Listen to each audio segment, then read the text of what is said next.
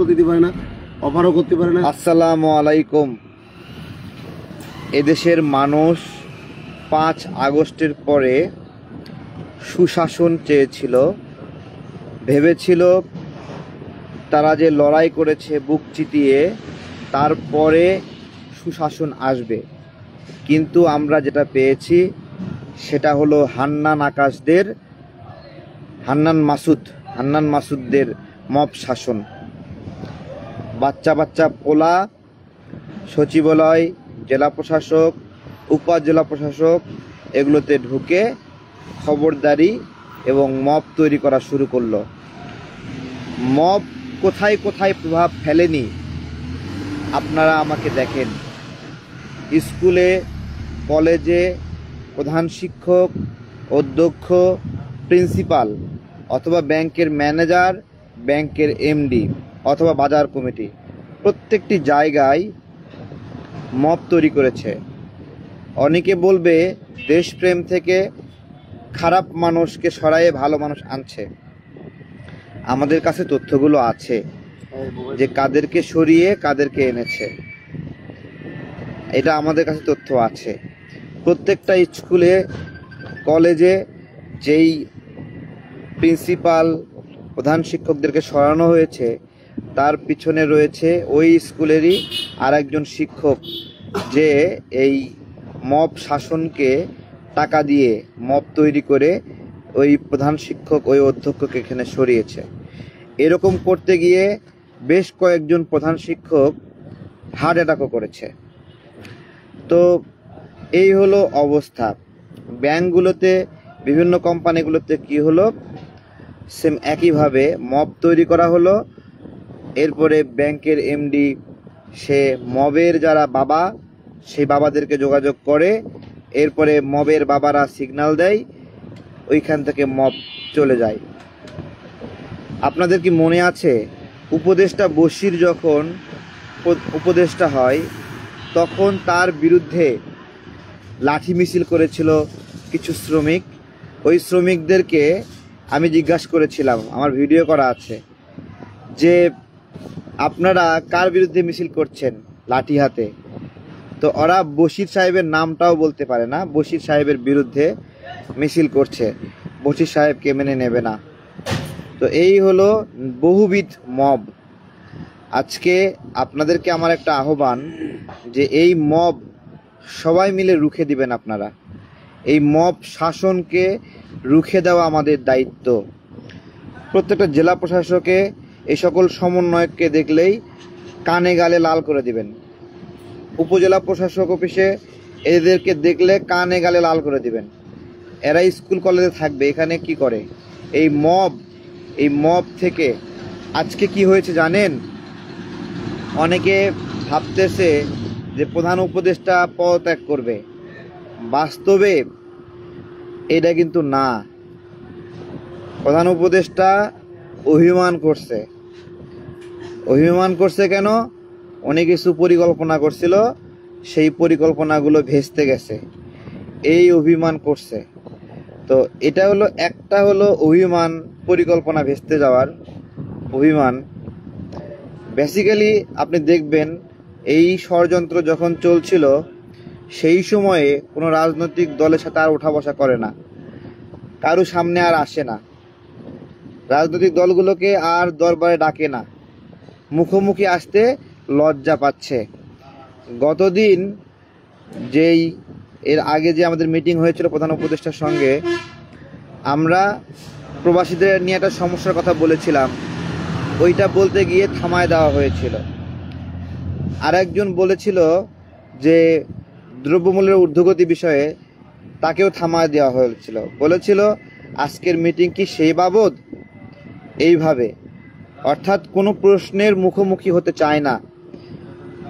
অসীম ক্ষমতার মালিক হয়ে গেছেন তিনি, প্রশ্নের সম্মুখীন হতে চায় না।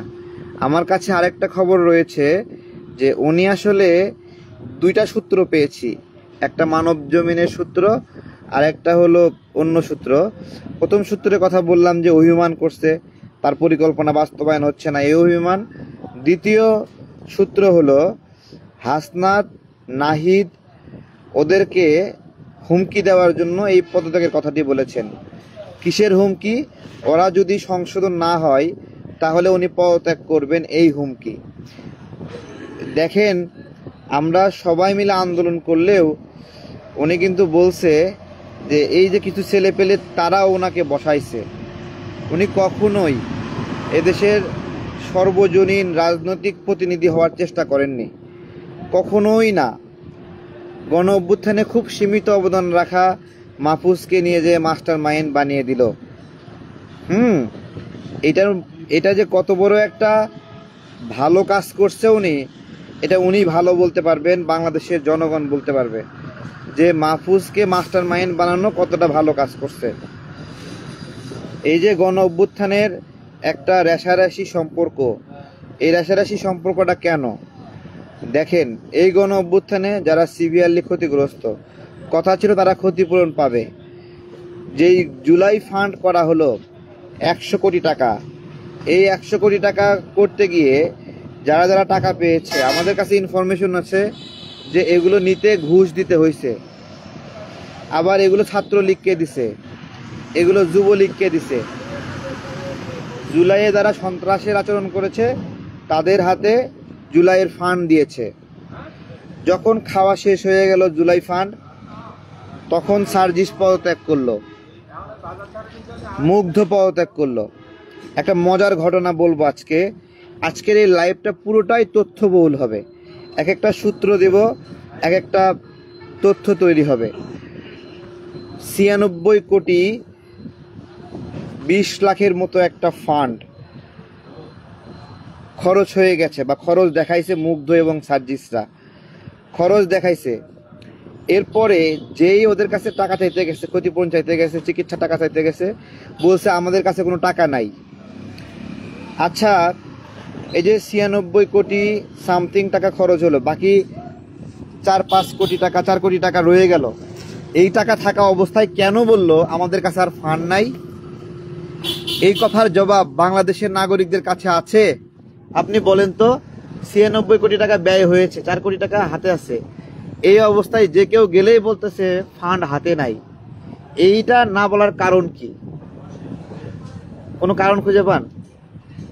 এটার কারণ হলো ওদের নিয়োগের মেয়াদ হলো 2025-এর ডিসেম্বর পর্যন্ত।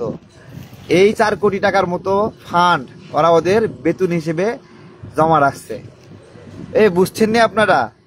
মজার না বিষয়টা? অর্থাৎ আহতরা ফান্ড চাইলে ফান্ড শেষ, কিন্তু ওরা 1 বছর পরের বেতন আগে থেকেই জমা রাখা দিচ্ছে। তো এগুলো ঘটনা, ঠিক আছে? আমার এখানে আছে এক জুলাই যোদ্ধা, জেলখানায় কারাবরণ করছে, আমার সাথে আম ব্যবসা করতেছে, ঠিক আছে?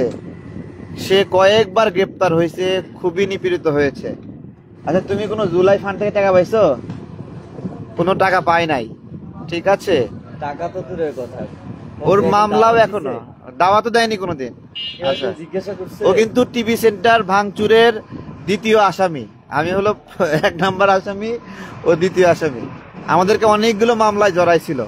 মোদি বিরোধী আন্দোলনের মামলা হয়েছে, মোদি বিরোধী আন্দোলনের মামলাতেও সে আসামি, সে বড় কালপ্রিট। তারপরে ওই যে ধর্ষণ মামলায় হাসান আল মামুনের ঘটনা মনে আছে? মানে ঝামেলা হয়েছে, হাসান আল মামুনের সাথে নিয়ে গেছে হেরে। মানে যারেই কিছু হোক, আমার এই ভাইটারে, আমরা খেলে থাকি, ওই টার্গেটটা তার উপরে করে। আমি কোনো আকাম করলে তারে নিয়ে ধরে নিয়ে যাই, ঠিক আছে? আমারও তো সহজে পায় না, আমারে পাওয়া তো একটু কঠিন, আমি কিছু বিষয় বুঝি, ও তো সহজ সরল মানুষ, কট করে ওরা ধরে নিয়ে যায়, ঠিক আছে? তো এটা হলো জুলাই ফান্ডের কথা বলতেছিলাম। ভাইয়েরা, আপনাদেরকে একটা কথা বলি, যার কাছে সবচেয়ে বেশি আশা করেন সেই ব্যক্তিটা যদি আপনার সাথে প্রতারণা করে, তাহলে কেমন লাগবে? যার উপর সবচেয়ে বেশি আশা, এই গণ অভ্যুত্থানের পরে আমরা সবচেয়ে বেশি আশায় বুক বেঁধেছিলাম, এই পরিবর্তন হবে, ওই পরিবর্তন হবে। এই টোকেনটা কই গেল দেখি, কাগজটা কই? এখানে আমি এখানে আম প্যাকেট করতেছি, চান্দা নিতে আসছে প্রতি ট্রাকে 600 টাকা করে, এবং একটা গ্রুপ নিতে আছে 600, এরকম 3টে গ্রুপ আছে।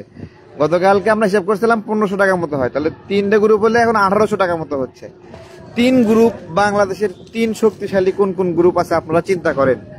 এখন বাংলাদেশের বাপ এখন 3টা, এই 3 বাপ বাংলাদেশের এই যে জায়গায় জায়গায় বাজার দখল করতেছে, বাজারের ভাগ নিচ্ছে এবং খুবই সমঝোতা আছে। আমরা যারা দিতে বাধ্য হই তারা যদি চিল্লাই 3টা আবার এক জায়গায় হয়ে যায়। তো আমরা এই গণ অভ্যুত্থানে অন্তত এটা আশা করছিলাম যে এটা ঠিক হবে। তো এই 3 বাপ অবস্থায় বাংলাদেশ চলছে, 3 বাপে মিলে মব শাসন করছে। তো একটার পরে একটা আসছে। এরপরে আসবো যে কিছু অপরাধ ক্ষমা চাইলেই মাফ হয় কিনা বলেন। কিছু অপরাধ বলতে কেমন অপরাধ? দেখেন, মুক্তিযুদ্ধ বিষয়ে আমরা জামাত ইসলামের অবদানের কথা অবদানই বলি, ঠিক আছে? অবদান না বললে আবার জামাতের ভাইরা মাইন্ড করবে। তো এটা আমরা জানি, এটা অনেক পুরনো হয়ে গেছে, তাদের অনেক লোককে ফাঁসি দেওয়া হয়েছে। এই ঘটনাগুলো একটা সেটেলমেন্টে চলে গেছে, তারা রাজনীতি করছে। এই সরকারের একটা অংশ এই গণঅভ্যুত্থানে অংশ নেওয়া জামাত বিষয়ে এইভাবে পচা কথা বলতে পারে? আমি বলতে পারি, আমি সরকারের কেউ না, আমি জামাতের রাজনৈতিক প্রতিপক্ষ, কিন্তু সরকারের পক্ষ থেকে এই ভুলের কোনো মাপ আছে বলেন? এই ভুলের মাপ আছে? এই ভুলটা মাহফুজ কেন করছে, বা এই ভুলটা নাহিদরা কেন করলো? ওরা কিন্তু সমন্বিতভাবে জামাতের বিরুদ্ধে এই সিদ্ধান্ত নিছে। জামাত যেভাবে দুধকলা খাইয়া কালসাপ পুষছে, ওরা কিন্তু সবুলাটা মারছে জামাতকে। ওটা কিন্তু শুধুমাত্র মাহফুজের কথা না। ওই কৌশলটা ওরা কেন নিল? কারণ ওরা হলো বিএনপির পরে দ্বিতীয় শক্তি হতে চায়। ওরা বিএনপি হতে চায় না, কিন্তু এটা কিন্তু মাথায় রাখবেন। এনসিপি কিন্তু বিএনপি হতে চায় না, এনসিপি হতে চায় জামাত। তাহলে এনসিপি যদি জামাত হতে চায়, তাহলে জামাতকে ধ্বংস করতে হবে ভাই, বুঝতে পারছেন? এই কৌশল নিয়ে ওরা এই শয়তানিটা খেলছে। এবার বলেন, এই শয়তানি করে যে সে যদি ক্ষমা চায়, তার ক্ষমা যদি করে জামাত, তাহলে কতটুকু ঠিক হবে? এরপরে আসেন একটা একটা করে ধরতেছি। আজকের তথ্য এইটা গুরুত্বপূর্ণ। চেয়েছিলাম সুশাসন, পেয়েছি মব শাসন। সচিবালয়ে কি হয় জানেন? প্রত্যেক সচিবের পাশে 2 জন করে শিশু সচিব বসে থাকে, এবং ওই শিশু সচিব তারা নাকি সচিবকে শেখায়। হ্যাঁ, স্কুল কলেজে পড়ালেখা বাদ দিয়ে 2 সচিবের পাশে বসায় দিছে 2 শিশুকে। এরা মবের হলো ক্রিয়ানক। কিছু হলেই একটা মব তৈরি করে, সার্জিসে ফোন লাগায়, হাসনাতরে ফোন লাগায়, মানে সচিব কথা শুনতেছে না, মানে ছোট বাচ্চা মতো ওয়া করে কান্না শুরু করে দেয় নাকি ভাই? আমি মানি না, এই তো নাকি এটাই কান্না শুরু করে দেয়। সচিব তো এখন চাকরি যাওয়ার আতঙ্কে শোনে। পুরা সচিবালয়টা বাজার বানায় ফেলছে এইরকম করে করে। আমি সচিবালয়ে একটা ইস্যু নিয়ে গেছিলাম, সেটা হলো, ওনার নাম হলো জুয়েল সাহেব। উনি আমাদের গণ অভ্যুত্থানে মানসিকভাবে সমস্যাগ্রস্তদের চিকিৎসা করেছেন। গণ অভ্যুত্থানের আগে মোদী বিরোধী আন্দোলনের পরে যারা আহত হয়েছিল, জেলখানায় ছিল, তাদের চিকিৎসা করাইছিলেন। বেসিক্যালি উনি জামাত মনোভাব সম্পন্ন, অনেকটা কিছুটা বিএনপি মনোভাব সম্পন্ন, বিএনপিকে অসম্মান করে না। ওনাকে এই গণ অভ্যুত্থানের পরে 8 আগস্টে না কত না, মানে এই যে স্বাস্থ্য উপদেষ্টা বর্তমানে যে আছে, সে আসার পরে ওনাকে ওএসডি করে বিধান রঞ্জন রায়ের পরামর্শে। আমি জামাতে ইসলামের নায়েবে আমির তাহের ভাই, আমরা গেছিলাম যে জুয়েল সাহেবকে কেন ওএসডি করা হলো। উনি একজন সজ্জন ব্যক্তি এবং গণ অভ্যুত্থানে আমাদেরকে সাপোর্ট দিয়েছে, আগেও সাপোর্ট দিয়েছে। ওনাকে কেন ওএসডি করা হলো? এখন পর্যন্ত ডক্টর ইউনূসের স্বাস্থ্য উপদেষ্টা, গ্রামীণ ব্যাংকের সাবেক চেয়ারম্যান, সে আপনার হলো এই জায়গাটাতে সমাধান করেনি। আমাদের বিষয় হলো যে ওনাকে কেন ওএসডি করা হলো। আরেকটা বিষয় গেল, তাহলে এইটা গেল, স্বাস্থ্য গেল। এরপরে আসি এর কথা, ওর নাম কি আপনার হলো আসিফ মাহমুদের বিষয়ে আসি। আসিফ মাহমুদের যেই ভুলগুলো করছে টু দ্য পয়েন্ট আসি। 1 নাম্বার ভুল করলো ওয়াসার নিয়োগে জালিয়াতি, 1 নাম্বার ভুল। 2 নাম্বার ভুল হলো যে 413 কোটি টাকার প্রজেক্ট দিয়েছে এমন একজনকে যে এখনো জেলখানায় আছে। ঠিক আছে, একজন সাবেক সচিব, তার একটা ব্যবসায়ী প্রতিষ্ঠান, তাকে 413 কোটি টাকার একটা প্রজেক্ট দিছে। এটা জুলকারনাইন শের ভাই প্রকাশ করছে কিছুটা। এরপরে ভুল করছে কি, তার বাবার ঠিকাদারি, এটা ভুল করছে। তারপরে ভুল করছে কি, তারপরে কি ভুল করছে ভুলে গেছি। তারপরে ভুল করছে হলো হেজবুত তাহরীর সদস্য, ঠিক আছে, ঢাকা উত্তরের তাকে প্রশাসক বানাইছে। শুধু তাই না, ঢাকা উত্তরের সকল ওয়ার্ডে প্রশাসক নিয়োগ দেওয়ার জন্য এনসিপিকে দিয়ে ভাইবা নেওয়া হয়েছে। আচ্ছা, এই সকল অপরাধ যে করছে, এই অপরাধের ক্ষমা মানে মাপ চাওয়ার সুযোগ আছে নাকি কি আপনারা বলেন? আর ইলিয়াস ভাই বলছে মাহফুজ আলম 5 কোটি টাকার নিচে ডিল করে না। হ্যাঁ, আর থেকে পঞ্চগড় থেকে একজন আসছে, এসে বলতেছে তারেক ভাই আমার রাস্তার পাশে একটা বাড়ি আছে, রাস্তা অ্যাকুয়ার করছে একটা অংশ, আমি এরকম এত লক্ষ টাকা পাওয়ার কথা, তো এটা এরকম আর একজন ভাগ বসাইছে, ওইখানে সার্জিসরা একটা কেরামতি করছে। কি কেরামতি করছে? এতগুলো টাকা পাবে গভর্নমেন্ট অ্যাকোয়ারের জমিতে, একা খাইবা, ওই টাকাটা স্যাংশন হয় না। তো ওটা সার্জিসের কাছে গেলে একটা করে ফোন দেয় আর স্যাংশন হয়। পঞ্চগড়ের কথা। তো এইগুলো, এই যে অপশাসন, এই যে সচিবালয়কে বাজার বানায় ফেললো, এগুলোকে আমরা কিভাবে টেক কেয়ার করব বলেন? কিভাবে? নাহিদের কথা বলি। নাহিদের বাড়ি নিয়ে গল্প চলতেছে, ঠিক আছে, যে সে বাড়ি কিনছে।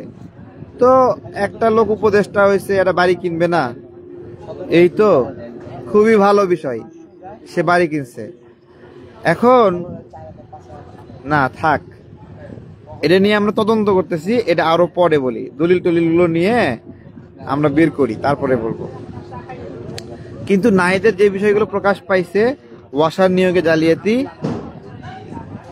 তারপরে ডক্টর শাহেদ বঙ্গবন্ধু পরিষদে তাকে নিয়োগ দেওয়া, এই 2টা, আরো অনেক আছে কিনা বলতে পারতেছি না, 2টা প্রকাশ পাইছে। এগুলো প্রকাশ পাওয়া তো অনেক কঠিন কাজ, সহজ নি বলেন? কঠিন কাজ না? আচ্ছা, তারপরেও নাহিদ এখন রাজনৈতিক দলে গেছে। আজকে নাহিদকে আপনারা প্রশ্ন করেন, তুমি যে এই যে তথ্য প্রযুক্তি, ইন্টারনেট প্রযুক্তি বিভাগে ছিলা, তুমি তথ্য প্রযুক্তির কি কি বিপ্লব ঘটাইছো, তাই না? এটা তুমি বলবা, ঠিক আছে? তো আমাকে গালিগালা শুরু করছে। আমারে গালি দিয়ে লাভ নাই, আমারে গালি দিয়ে লাভ নাই, সময় শেষ। এই জেলা, উপজেলা, বিভাগীয় পর্যায়ে সকল নাগরিক এবং স্টেক হোল্ডারদেরকে বলবো, এখানে মস্তানি করলে হাডু ফাড়ায় দিবেন একবারে, এছাড়া কোনো বিকল্প নাই। আর ডক্টর ইউনূস উনি ক্ষমতা ছাড়বে না, উনি যথেষ্ট বুদ্ধিমান একটা লোক, বুঝছেন? এটা কি বিশ্বাস হয় আপনাদের? বিশ্বাস হবে, আস্তে আস্তে হবে, ঠিক আছে? শুধু বলি মেকানিজমটা বুঝেন। ওনার মতো চালাক ব্যক্তি যারা, না ওনার মতো বোকা ব্যক্তি যারা, তারা কি করে জানেন? সম্পদ নিজের নামে রাখে না। কিভাবে করে? ট্রাস্টের নামে দিয়ে দেয়। ট্রাস্ট আসলে কি? ট্রাস্টের নামে দিলে আসলে কি হয় বাংলাদেশের নাগরিকরা এটা জানে না। রেড ক্রিসেন্টের সামনে কেউ গেছেন কখনো? রেড ক্রিসেন্টের সামনে একটা সাইনবোর্ড আছে, ওখানে লেখা আছে রেড ক্রিসেন্টে দান করলে কোনো ট্যাক্স দিতে হবে না। অর্থাৎ আপনার যদি কর বহির্ভূত ইনকাম থাকে, আপনি ওই রেড ক্রিসেন্টে দান করতে পারবেন, তখন কর দিতে হবে না। ঠিক একইভাবে ডক্টর ইউনূস তার সম্পদকে এমনভাবে ট্রাস্টে কনভার্ট করছে যেন কোনো কর দিতে না হয়, ঠিক আছে? এটা 3 তালা বুদ্ধি, এটা বুদ্ধি আপনারা বুঝবেন না। ট্রাস্ট নন ট্যাক্সেবল একটা সোর্স, ঠিক আছে? এই জন্য বড় বড় বুদ্ধিমানরা নিজের টাকাগুলো ট্যাক্স মানে হলো ট্রাস্টে কনভার্ট করে, হ্যাঁ, যে মানুষের সেবা করতেছে এরকম একটা বিষয়। তো এটা হলো একটা গেল। গতকালকে বাংলা ট্রিবিউনে যে নিউজের কথাটি বক্তব্যের সময় বলছি ওইটা ভালোভাবে বলতে পারি এটাই আপনাদেরকে। বাংলা ট্রিবিউনে আসলে কি ছাপছে, এনআরবি 5 কোটি থেকে 7 কোটি টাকার কয়েকটা গ্রামীণ ব্যাংকের এস্টাবলিশমেন্ট নিয়ে গবেষণা করতেছিল, করতে গিয়ে পাইলো 5-7 কোটি টাকার ট্যাক্স ওই ছোট ছোট খাতে তারা ফাঁকি দিছে, ছোট ছোট খাতে। পরে খুঁড়তে খুঁড়তে খুঁড়তে টোটাল পরিমাণ আসলো যে এরকম অসংখ্য 5 কোটি 7 কোটি টাকার 50,000 কোটি টাকার একটা বাংলা ট্রিবিউনের নিউজে এটা আসছে ওই সময় আমরা হাসিনা ডক্টর ইউনূসকে বলতেছে কর ফাঁকি দিচ্ছে, আর আমরা তো মনে করতাম যে হাসিনা যেহেতু বলতেছে ঘটনা অবশ্যই মিথ্যা, হাসিনা যেহেতু বলতেছে ডক্টর ইউনূস কর ফাঁকি দিচ্ছে তাহলে ঘটনা এটা মিথ্যা, কারণ হাসিনা ডক্টর ইউনূসকে পছন্দ করে না। এটাই তো মোটামুটি একটা ন্যারেটিভ, তাই না? এই ন্যারেটিভ এবং বিশ্বাসের কারণে আমি ডক্টর ইউনূসের জন্য মশাল হাতে নিয়ে মিছিল করছি, ঠিক আছে? আসিফ মাহমুদরা ইশরাকের মেয়াদ খোঁজে, তার মেয়াদ কতদিন হবে, কিন্তু নিজেদের মেয়াদ তারা বলতে চায় না, আস্তে আস্তে আকাশ থেকে মেঘটা কেটে যাবে। হ্যাঁ, যারা এই মবতন্ত্রকে কেন্দ্র করে ইনকামের উদ্দেশ্যে বিভিন্ন দল থেকে ভেঙে এনসিপিতে গেছিল তাদের মাথায় আকাশটা ভেঙে পড়ছে আস্তে আস্তে। এগুলো আরো ভাঙবে, ওদের উপর আকাশ ভেঙে পড়বে।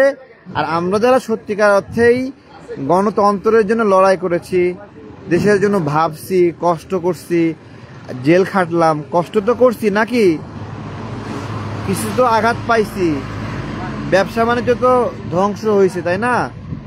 আমার ফ্যামিলির ব্যবসা বাণিজ্য ধ্বংস হয়েছে কিভাবে?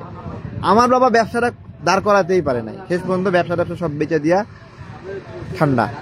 আর আমার শ্বশুর একটু শক্ত মানুষ, সে ব্যবসা ভেঙে দেওয়ার পরে জায়গা বদলায় আবার ব্যবসা দাঁড় করাইছে। তারপরেও মানে আমি ব্যক্তিগতভাবে 3বার ব্যবসা ভাঙাই, 15-16 লক্ষ টাকা ক্ষতিগ্রস্ত। আমার শ্বশুর কমপক্ষে কোটি খানিক টাকা ক্ষতিগ্রস্ত হয়েছে, আমার বাবাও ক্ষতিগ্রস্ত হয়েছে। এই রাজনৈতিক প্রক্রিয়ায় আমরা যারা এরকম, আমি তো আমার ক্ষতি, এটা তো আমার ছোট ক্ষতি। বিএনপির একটা নেতার ক্ষতির পরিমাণ 50 কোটি টাকা, 10 কোটি টাকা, 100 কোটি টাকা এইরকম, ঠিক আছে? একজন নেতার সাথে কথা বলছিলাম, ওনার একটা ওই যে ফোনে কথা বলে কোম্পানি ছিল, ওনার প্রায় 250 কোটি টাকা গায়েব করে দিচ্ছে। বিএনপির আর একজন নেতার সাথে কথা বলছিলাম, উনি একটা টেন্ডারের কাজ সম্পূর্ণ করে জমা দিছে, সরকার পরিবর্তন হয়েছে, হাসিনা আর ওনাকে বিল দেয় নাই, 127 কোটি টাকা না কত কোটি টাকা। তো এইরকম এই রাজনৈতিক প্রক্রিয়া সত্যিকার অর্থে যারা মজলুম বছরের পরে বছর রাজনীতিটাকে টিকায় রাখছে তাদেরকে মানে হলো বিল্লি বানায় তারা হলো বাঘ হতে চেয়েছিল, ঠিক আছে? এখন তো শুধুমাত্র ওই মাইকের সামনে বাঘ হলে হবে না, তো এইখানে রাস্তায় যে একটা মিছিল বের হবে আওয়ামী লীগের, সেই মিছিলকে আমি বা আমরা দাবড়ায় ধরবো, আর হলো ক্ষমতা এনজয় করার সময় এনজয় করবে ডক্টর ইউনূস, এনসিবির পোলাপান, এই তো নাকি? আচ্ছা, এটাই আর কি। এবং এইখানে ডক্টর ইউনূস কোনো প্রতিদান নিচ্ছে না, তিনি শুধু দিয়েই যাচ্ছেন। তিনি দিতে দিতে দিতে দিতে ক্লান্ত হয়ে গেছেন, অনেক ক্লান্ত হয়ে গেছেন। বাস্তবতা হলো সংস্কার নিয়ে গত 1 মাসে কোনো মিটিং হয়েছে? সংস্কার নিয়ে কোনো মিটিং হয়েছে নি? সংস্কার নিয়ে মিটিং হয়নি। তার মানে কি? সংস্কার মাথার থেকে বাইরে হয়ে গেছে, সংস্কার মাথার থেকে আরো বাইরে হয়ে যাবে। যত মানুষ ভোটাধিকারের কথা বলবে সংস্কার আরো বাইরে হয়ে যাবে। টেনশনে ওহো ক্ষমতা ছাড়তে হতেছে। 3 মাসে কি সংস্কার করা যায়? 4 মাসে কি সংস্কার করা যায়? এই যে আপনারা যারা ভিডিও দেখতেছেন, লাইভটা শেয়ার দিয়েন। আপনাদেরকে যদি একদিনের জন্য একটা জেলা প্রশাসক বানানো হয়, আপনি ওই একদিনে আপনার জেলার যত মাদক ব্যবসায়ী আছে অন্তত বলবেন না সবগুলো দাবড়ায় ধরে চিপ্পা মেরে ফেলামো? কি ভাই, এটাই তো কাহিনী, ঠিক আছে? ধরেন এই বাজারে চাঁদাবাজি হয়, আমি যদি ক্ষমতা পাই চাঁদাবাজদের চিপ্পা মারব, এটা একটা বিষয়। তো সবাই শুধু বিষয়গুলো খেয়াল করেন। সুযোগ কম পায়নি ভাই, 9টা মাস সময় পাইছে। এই 9 মাসে কি কি করা যায় আমি আপনাদেরকে বলি। এই 9 মাসে মজলুমদের মামলা বাতিল করা যেত, এক কলমের খোঁচায় মজলুমদের মামলা বাতিল করা যেত, 1 নাম্বার বিষয়। এই 9 মাসে আরো কি করা যেত, এই 9 মাসে এক কলমের খোঁচায় ইন্টারনেটের বিল কমানো যেত। এই 9 মাসে আরো কি করা যেত, এই 9 মাসে এক কলমের খোঁচায় বাজার ব্যবস্থাপনা সমস্ত জায়গায় চাঁদাবাজিকে অবৈধ ঘোষণা করা যেত। এই 9 মাসে আরো কি করা যেত, এই 9 মাসে ঢাকা শহরের সকল রিক্সা ছড়িয়ে সবাইকে স্মার্ট রিক্সা, নিরাপদ একটা রিক্সা দেওয়ার সুযোগ ছিল। ঠিক আছে, কিন্তু করছে না। ব্যবসা বাণিজ্যে ইনভেস্টমেন্ট কমতেছে, মানুষের আয় কমতেছে। হ্যাঁ, আবার এদিকে রিক্সা ভেঙে দিচ্ছে, রিক্সাওয়ালা হাতে পায়ে ধরছে, হকারকে উচ্ছেদ করছে।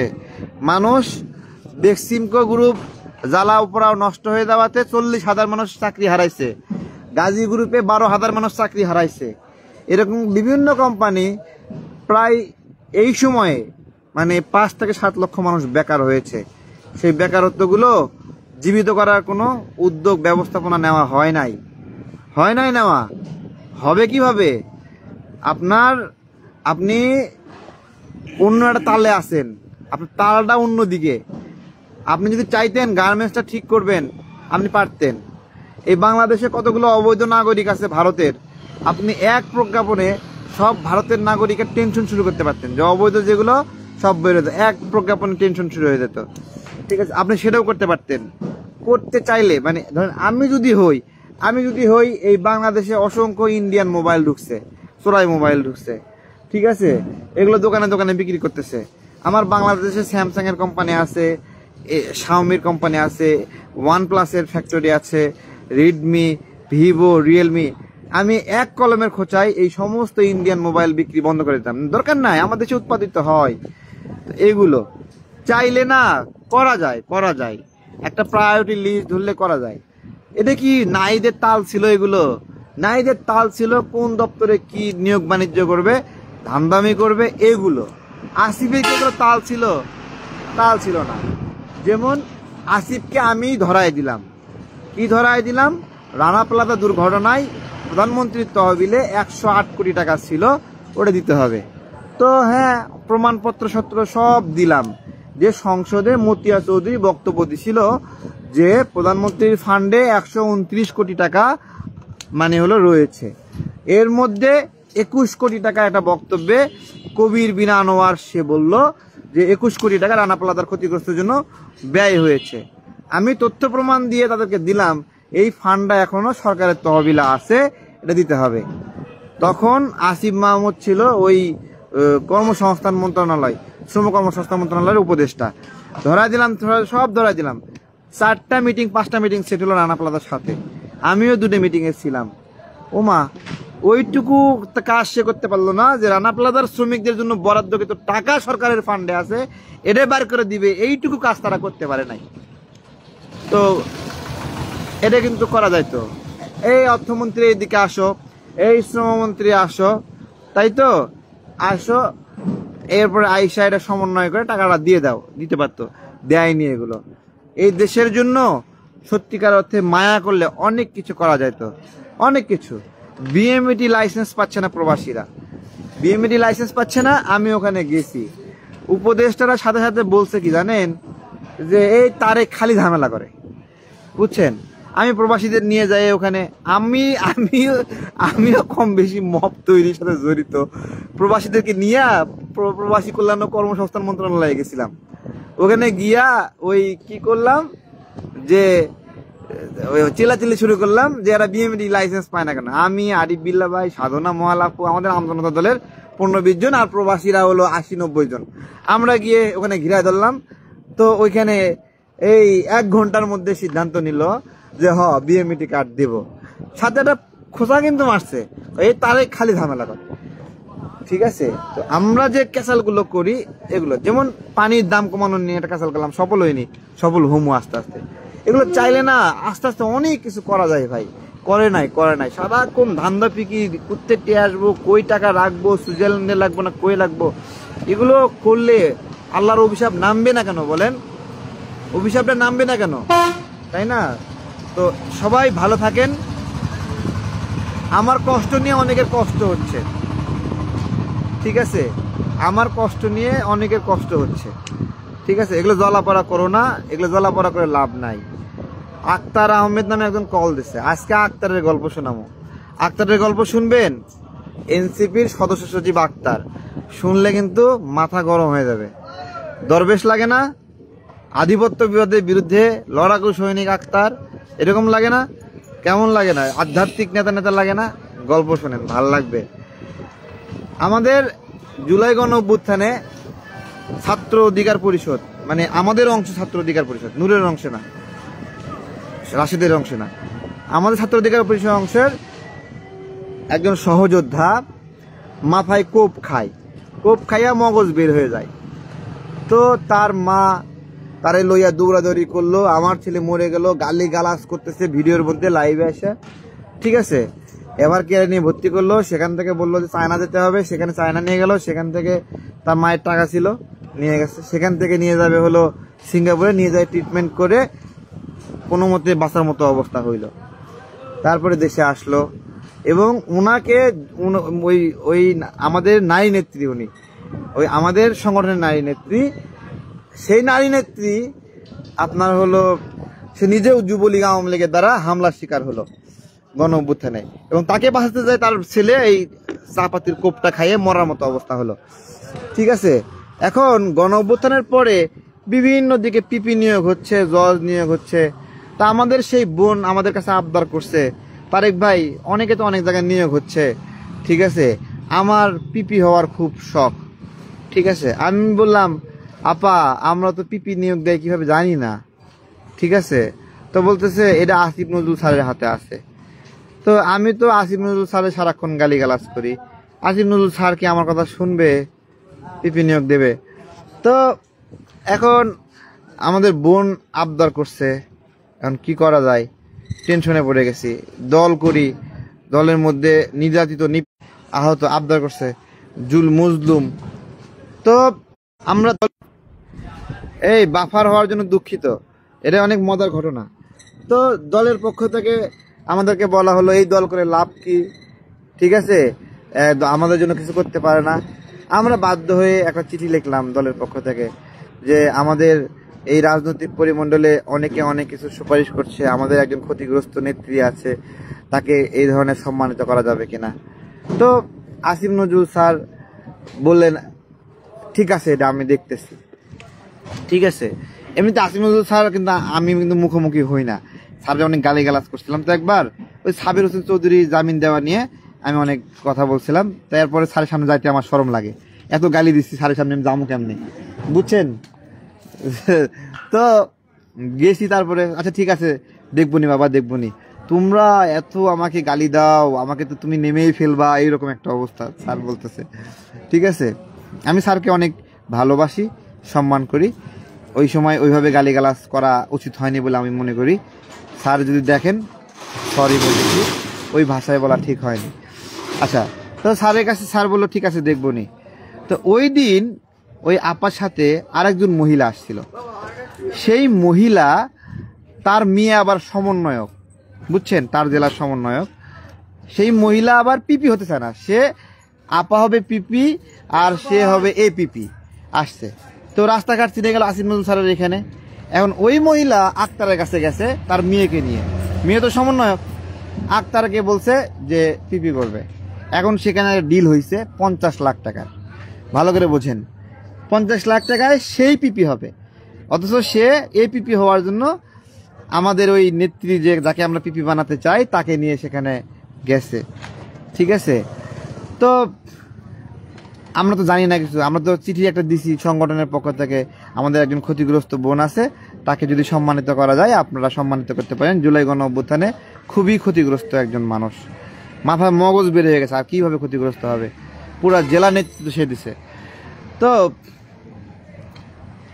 আমরা সেখান থেকে করছি। এখন পিপি নিয়োগের ক্ষেত্রে তালিকা হয়ে গেছে, তো আমাদের কাছে একজন খবর দিছে যে শিরিন আপাকে তো পিপি করা হয়নি। তা আমরা খুব মন ভেঙে পড়লো, একটা মাত্র সুপারিশ করলাম, সেটাও মানে হইল না। আর সুপারিশ কি, তো বিষয় হলো যে ওই সময়টাতে পিপি বানানোর জন্য বিভিন্ন সংগঠন থেকে লিস্ট দিচ্ছিল, বিএনপি থেকে, জামাত থেকে, নুরুল হক নুরের সংগঠন থেকে, আমাদের সংগঠন থেকে ওই একটাই নাম দেওয়া হয়েছিল, সেটাও নামটা কাটিয়ে দিচ্ছে। ঠিক আছে, তো আবার আসিফ নজরুল স্যারের কাছে গেলাম, দেখি আসিফ নজরুল স্যার নাই ওখানে। তো ওইখানে দায়িত্বশীলরা, আমি বললাম দেখি তো লিস্টটা, দেখি তো ওই জেলার, দেখি যে আপার নাম পিপিতে নাই। কার নাম পিপিতে? ওই যে এপিপি হতে চায় যে মহিলা, সেই মহিলার নাম এপিপিতে। এবং সেটাকে সুপারিশ করছে কে, কার সুপারিশে? মন্ত্রণালয়ের সিস্টেমটা অনেক সুন্দর। ধরেন আমি যদি কোনো সুপারিশ করি, সেটার নাম পাশে লেখা থাকবে, বুঝছেন? তা ওইখানে ওই সুপারিশের পাশে আক্তারের নাম লেখা। তা আমি তো রাইগে মাইগে ফায়ার হয়ে গেছি যে একটা মাত্র আমাদের ক্ষতিগ্রস্ত বোনের জন্য সুপারিশ করছি, তার জন্য ইয়ে করছি। আমরা চিল্লা ফাল্লা করে টেবিল থাপড়ে ইয়ে করলাম। তারপরে ওইদিকে আবার আসিফ নজরুল স্যারের সাথে যোগাযোগ করলো। তো আসিফ নজরুল স্যার কি জন্য বললো, আজ যাও, ওরা অনেক নিছে, ওরা তো কোনোদিন কোনো ইয়ে করেনি। আর ওই ম্যাডাম উনি অনেক ত্যাগী, অনেক জুলুমের শিকার। আপনার হলো কয়েকদিন আগে তার হাজবেন্ডও মারা গেছে, একটাই সন্তান, সেও প্রতিবন্ধীর মতো হয়ে গেছে, ওই যে মাথায় আঘাত পাইছে, যে এইরকম ইয়ে করা হোক। ঠিক আছে, যাও, দিয়ে দাও। দিছে। এখন কাহিনী কেবল গল্প শুরু আক্তারের গল্পটা কেবল এখান থেকে শুরু। ঠিক আছে, আক্তার কি করছে আসলে? আপা তো পিপি হয়ে গেছে, বুঝছেন? আসিফ নজরুল স্যার ওটা আমরা চিল্লাফাল্লা করার পরে আসিফ নজরুল স্যার শুনছে। ঠিক আছে, তো আপা পিপি হয়ে গেছে। এখন আক্তার আপারে ফোন দিয়া শুভেচ্ছা জানাইছে, আপা আপনি তো পিপি হয়ে গেছেন। ঠিক আছে, মেসেজ দিছে, পিপি হয়ে গেছেন আপা। আপা আমাদেরকে দেখালো, এই যে দেখো মেসেজ দিছে। ঠিক আছে, এখন মেসেজ দেওয়া হলো শেষ না, এখন বলতেছে আমার পিএস আপনার সাথে একটু কথা বলবে। এরপরে পিএস বলতেছে, আপা আপনার হলো এই পদের তো অনেক মূল্য, কিছু টাকা পয়সা ব্যয় করতে হবে, আক্তার ভাই আপনার জন্য অনেক কষ্ট করছে। বেসিক্যালি আক্তার কিন্তু তার নামটা কাটিয়ে দিছে, বুঝছেন? আচ্ছা, বলছে আক্তার ভাই আপনার এই পদের জন্য অনেক কষ্ট করছে। এই আক্তার মিষ্টি খাইতে চাইছে। ঠিক আছে, তো আপা তাকে 1-1.5 লাখ টাকা একটা সামথিং অ্যামাউন্ট প্রেস ক্লাবের মাঝখানে টাকা ডাক। তো তখন ওইখানে আমাদের ছাত্রের সাধারণ সম্পাদক সদস্য সচিব মুনতাসির ছিল। মুনতাসির বারবার বলতেছিল, আরে ভাই ওর কথা রেকর্ড করেন। ঠিক আছে, গাড়ির মধ্যে বসেন, এটা হলো বিষয় ছিল। তো 1-1.5 লাখ টাকা দিছে, 1.5 লাখ টাকা মনে হয় দিছে। তো আক্তার তো খেপে গেছে। এখন আক্তারের পিএসকে দিয়ে বলাইছে 50 লাখ টাকা লাগবে। ঠিক আছে, তো আমরা আপাকে শিখাই দিলাম, আপা কথাগুলো রেকর্ড করি, চলেন। তো যে কথা সেইভাবে। এখন বিষয় হলো আপাকে দিতে হবে 50 লাখ টাকা, কিন্তু নিয়োগ কিন্তু হেরা দেয় নাই। আমাদের ওই সময় গণ অধিকার পরিষদের একাংশের পক্ষ থেকে অনুরোধ করা হয় যে একজন মজলুম নারী নেতৃত্ব আছে, তাকে এই সম্মানিত করতে হবে, এরকমভাবে করা হয়েছিল। এখন হুমকি দিছে, আপা আমরা যেরকম পিপি বানাতেও পারি, পিপি কাটতেও পারি। ঠিক আছে, দরবেশের গল্প শুনতেছি। ঠিক আছে, এখন আপা তো ভয় পেয়ে গেছে, ওনার মুখ টুক শুকায় গেছে। এত মানে আমরা যে ফাইল রেডি করছিলাম, মানে ওই ফাইলটা অসংখ্য রক্তাক্ত ছবি, ওনার ছেলের, ওনাদের হ্যারাসমেন্টের ছবি, এগুলো বিভিন্ন কিছু ছবিগুলো নিয়ে ফাইলটা করছিলাম। ঠিক আছে, ওই ফাইল আমাদেরকে দেখাচ্ছে, তারেক ভাই আপনারা তো আমার জন্য অনেক কষ্ট করলেন, আমাকে মনে হয় এখানে রাখবে না, এরকম বিষয়। ঠিক আছে, এখন এভিভি থেকে নাম কাটে দেবে। তো যাই হোক, সে আপা এখন এনসিপিতে চলে গেছে। আমরা তার জন্য একটু কষ্ট করছিলাম, তো এনসিপিতে চলে গেছে, তো চলে যাক, সমস্যা নাই। এটা হলো একটা ঘটনা। আমরা আমাদের সামনে যা যা দেখি না, যত সুন্দর সুন্দর পরিবেশ দেখি, আবয়ব দেখি, এই সামগ্রিক এই হলো একটা তথ্য যে বাধ্য হয়ে এনসিপিতে চলে গেছে, তার জন্য কাজ করেছিলাম। এর বাহিরে এই রাজনৈতিক প্রক্রিয়ায় আচ্ছা কেটে গেছিল, এর এই এই দুই ঘটনার বাইরে জুয়েল স্যার আর ওই ম্যাডাম এর বাইরে আমাদের পরামর্শে, আমাদের তত্ত্বাবধানে, কর্তৃত্বে, আমাদের কোনো প্রতিনিধির দ্বারা আমরা সচিবালয় কেন্দ্রিক কোনো সহযোগিতা নেইনি, এবং ওটা তো বললাম যে ওই যে জুয়েল স্যারের ঘটনায় হলো জামাতের নায়েবে আমি তাহের ভাই সহ আমি সহ আমরা সবাই মিলে ওইটাতে বিএনপিও ওটাতে কথা বলছে যে এই লোকটা এত ভালো মানুষ, তাকে শুধুমাত্র বিধানরঞ্জন রায়ের রাগ এবং ক্ষোভ তার উপরে। বিধানরঞ্জন রায় আগে মানসিক হাসপাতালের পরিচালক ছিল, শেখ হাসিনার সময়ে সুবিধাভোগী, সে যায় হলো উপদেষ্টা, সে ছিল ডক্টর ইউনূসের সহধর্মিনী চিকিৎসক, এই চিকিৎসক কোটায় তাকে হলো উপদেষ্টা করা হয়েছে, সেই ক্ষমতা দিয়ে সে জুয়েল স্যারকে ওএসডি করছে এই মজলুম ব্যক্তির জন্য। এটাই আজকে অনেকগুলো কথা বলছি, আমরা আজকে যে ক্ষমা চাইবে, ক্ষমা যে আমরা করব, ক্ষমা করে মানে পাড়া কি পরিবর্তন হবে, ক্ষমা কি পরিবর্তন হবে, বা ক্ষমা চেয়ে কান্নাকাটি করে অভিমান দেখায় আমরা কি গণতান্ত্রিক প্রক্রিয়া থেকে আরো দূরে থাকবো? আমরা কি আমাদের সচিবালয়, জেলা প্রশাসক এগুলো এখনো মাছ বাজার করে রাখবো যে একবার আমরা যাব, একবার বিএনপি যাবে, একবার এনসিপি যাবে, একবার যে যার মতো গিয়ে সচিবকে ধাক্কাবে? এইটা কি কোনো ব্যবস্থাপনা? এটা কোনো ব্যবস্থাপনা না ভাইরা। বাংলাদেশকে অবশ্যই একটা সুশৃঙ্খল সভ্য, এটা তো দেখালাম একটু আগে, এখানে চাঁদা নিতে আসছে 3 গ্রুপ চাঁদা নিয়ে গেছে 3টে সংগঠনের পক্ষ থেকে, জাস্ট ব্যবসা করতে চায়, কারোর সাথে ঝামেলা করতে চায় না, এই জন্য চুপ করে খিচ মাইরে বসে আসছি। ঠিক আছে, খিচ মাইরে বসে আছি, কিছু বলতেছি না, কিছু যে বলবো না তা না, বলবো আস্তে ধীরে, সবাইকে একটু বুঝাই, বুঝ পরামর্শ করি, একসাথে করা লাগবে যা করার। ভালো থাকবেন সবাই, বুঝছেন? অতিরিক্ত আবেগী হয়েন না, বাস্তববাদী হন। ভাই আমি কি আপনার সাথে কোনো বেইমানি করছি? আমি কি কোনো প্রতারণা করছি? কোনো অন্যায় সুবিধা নিয়েছি? তাহলে আপনি আমাকে কেন বলেন যে ভাগ পাই নাই? আমি কি ভাগ চাইছি নাকি ভাই? আরে ভাই আমরা লোভী কি? আমরা লোভী নাকি? আমরা কি লোভ করি নাকি? আমরা করছি কখনো লোভ? হ্যাঁ, এইখানে রাত কয়টা বাজে? এই রাত এত রাত দিকে সাতক্ষীরা কলরা সারসার মাঝামাঝি বেলতলা বাজারের এখানে এই যে পার্সেল নিয়ে এখানে বসে আছি, পাহারা দিচ্ছি, এই যে আমের পার্সেলের পাহারা দিচ্ছি আর একটু ভিডিওতে কথা বলতেছি। ঠিক আছে, আমরা কখনো লোভ করছি? চাইছি? আমরা চাইছি? আমাদেরকে বলে ভাগ পাইনি। ভাই ভাগ চাইছি, আমরা ভাগ চাই না। পরবর্তী সরকার আসবে তখনও ভাগ চাইবো না, কখনোই না। আমাদের রাজনৈতিক লড়াইটাই আপনারা বোঝেন না। আগ্রাসন বিরোধী লড়াই, স্বনির্ভরতার লড়াই, আধিপত্যবাদের বিরুদ্ধে লড়াই, এই লড়াইগুলোই আপনারা কখনো অনুধাবন করেননি।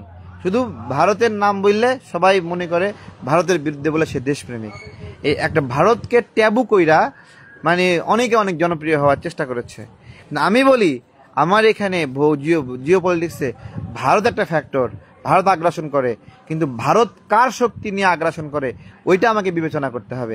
ওইটা হলো আমেরিকা। এবং ভারতের আগ্রাসনকে বিট দেওয়ার জন্য আমার কাকে প্রয়োজন? সেটা হলো চায়না।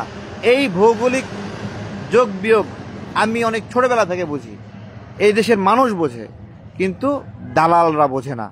ওরা মনে করে আমেরিকার কাছে গেলে সব সমাধান হবে, কিন্তু আমেরিকা এই যে বড় একটা দেশ ভারত, ওকে ছাড়া কিছু করবে? ও তো এখানে মাতব্বরি করে ওর মাধ্যমে।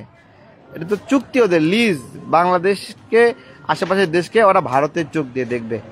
ঠিক আছে, এইখানে ভারতের এন্ট্রি নাই, এই জন্য আমেরিকা এন্ট্রি হচ্ছে, না হলে ভারতীয় এন্ট্রি নিত। ভারতের এন্ট্রি নিলে দুর্গন্ধ ছড়াবে, এই জন্য ভারত এন্ট্রি নিচ্ছে না, এই জন্য আমেরিকাকে ব্যবহার করতেছে। আমেরিকা ব্যবহার করা হয়ে যাবে, ভারত আবার তার জায়গায় ফিরে আসবে। এই সহজ বিষয়গুলো ঠিক আছে বোঝার নাই। ঠিক আছে, আমি নিজেও অনেক জায়গায় হই রই করে গেছি, অনুধাবন হয়, আর যাব না।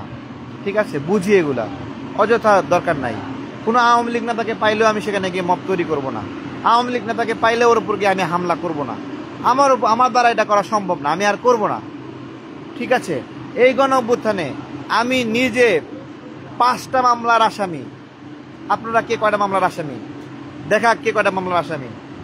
যেদিন হাসিনা পালাই ওই দিনের আগের দিন আমার নামে PWতে 10 দিনের রিমান্ড আসছে। দেশের পরিস্থিতি ভালো না, এই জন্য আমাকে রিমান্ডে বের করেনি। দেখেন নথি, দেখেন এখানে 10 দিনের রিমান্ড। ঠিক আছে, 5টা মামলা, একটা মামলায় 1 নাম্বার 2 নাম্বার 3 নাম্বার করে আসামি, সবগুলোর মাথা করে রাখছে। নিশ্চিত আমাকে মানে হলো ফায়ার করে দিতে হবে। যেদিন হাসিনা চলে গেছে ওই দিনও জেল সুপার এসে বলে গেছে, তারেক ভাই আপনি এখান থেকে বের হওয়ার সময়ও বা আপনাকে যদি কোনো বাহিনী এসে নিতে যায় তাহলে আপনি বের হবেন না, সাবধানে থাকবেন, সেফ থাকবেন, সবাইকে নিয়ে থাকবেন। আপনাকে কিন্তু মেরে ফেলার জন্য আমাদের কাছে একটা মেসেজ আসে, ঠিক আছে? এইরকম ঝুঁকিপূর্ণ একজন মানুষ এইখানে যে বসে আছি না, আজকে এই লাইভটা করার উদ্দেশ্য যে আমি আরও কিছু প্রকাশ করে যাব আজকে এখানে, ঠিক আছে? এখানে যে বসে আছি গত 2-3 দিন ডক্টর ইউনূসের বিরুদ্ধে বলার কারণে আমি যেই পরিমাণ হ্যারাসমেন্টের শিকার হয়েছি, আমি আম বাগানে যাই এখান থেকে 25 কিলোমিটার দূরে, সেইখানে গিয়ে গোয়েন্দা সংস্থার লোকেরা গিয়ে বসে থাকে, আমাকে দেখে আমি কি করি না করি, কই কি করি, এগুলো এই হলো চলতেছে অবস্থাপনা, ঠিক আছে? আমাদের পেরেশানি, আমাদের উপলব্ধি এই জায়গায় আপনি আসতে পারবেন না তো ভাই। ওই নিপীড়নটা আমি শিকার হয়েছি। র্যাবের ডিজি মারতে মারতে মারতে মারতে অজ্ঞান না হওয়া পর্যন্ত মারতে মারতে অজ্ঞান করে ফেলে দিছে। ওইটা আপনার মধ্যে ফিলিংস আছে যে আমি কি নিপীড়িত হয়েছি? আমাদের এই নিপীড়নের বিরুদ্ধে লড়াই এবং এই নিপীড়িত হয়ে যে বাংলাদেশ পেয়েছি, সেই বাংলাদেশের আমরা খারাপ চাইবো? এত স্যাক্রিফাইস করে যে বাংলাদেশের জন্য, সেই বাংলাদেশের আমরা খারাপ চাইবো? আমরা বাংলাদেশের খারাপ চাই? কখনোই চাই না। ওরা কিছু ছেলে পেলে শখ কইরা একটা দল বানাইছে, ওই দলের কর্মী যারা আছে ওদের বিরুদ্ধে বললে ওদের জাত যায় আইসা আমার হ্যারাসমেন্ট করে। আরে ভাই, তোমার জাত যায়, তুমি আমাকে না ধরে যে ওইখানে ডাকাতি করতে গেছে ওরে গিয়ে ধরো, হান্নান মাসুদরে তুই ধরো, ওরে শোকজ পাঠাচ্ছ, শোকজ তোমার শোকজ তুমি মুইরা জায়গা মতো ঢুইকা দিয়ে রেখে দাও।